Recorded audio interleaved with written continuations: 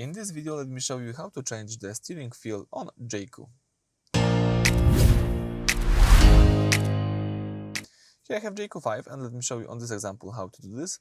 At the very beginning, let's start by using the home screen, then let's find and select the settings icon. It's located right here at the top right corner. Then on the left side, you can choose here the vehicle settings, that's what we need, and then scroll down, and as you can see here you can enable or disable a steering force mode associated with the driving mode.